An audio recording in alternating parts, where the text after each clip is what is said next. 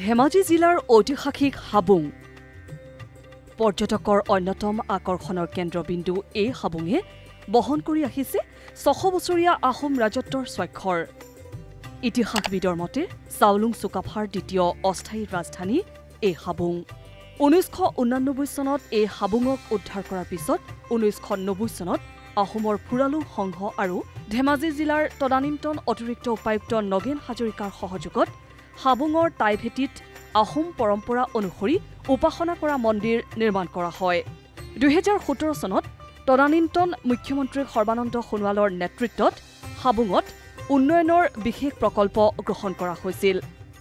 মূল উপাসনা মন্দিৰ চাওচি ৰেন গৃহ নিৰ্মাণ কৰাৰ লগতে হুলুং সফি নিৰ্মাণ কৰাৰ পিছত বিভিন্ন প্ৰান্তৰ পৰা নিতৌ এই হাবুঙলৈ দৰ্শনাৰ্থীৰ সমাগম ঘটে। এই হাবুঙতে আছে এটা ৰজাদিনীয়া কালিকা লগা পুখুৰী।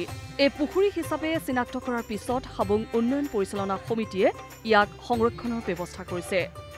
এই পুখুৰীক ১৪ বিঘা পুখুৰীলৈ সম্প্ৰসাৰণ কৰি মীন পালনৰো ব্যৱস্থা কৰিছে। এই হাবুঙত ২৮৫ বিঘা মাটিকালিৰে আৱৰা দুটাকৈ গড় থকাৰ উপৰিও এটা সধুৱা পুখুৰী আৰু এটা মৈদাম আছে, যিয়ে পৰ্যটকক আকৰ্ষণ কৰে।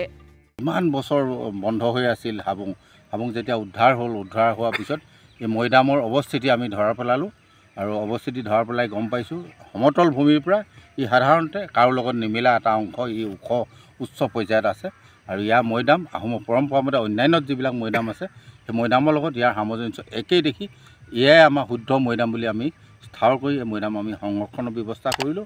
বৰ্তমানৰ চৰকাৰে হাবুঙক পৰ্যটন ক্ষেত্ৰলৈ ৰূপান্তৰ কৰিবৰ বাবে বিভিন্ন পদক্ষেপ গ্ৰহণ কৰিছে। পৰ্যটকৰ বাবে নিৰ্মাণ কৰিছে সৰু সৰু পকী পথ, অতিথিশালা আদি। শীঘ্ৰেই টাই সংগ্ৰহালয় নিৰ্মাণৰো কাম আৰম্ভ হ'ব বুলি জানিব পৰা গৈছে।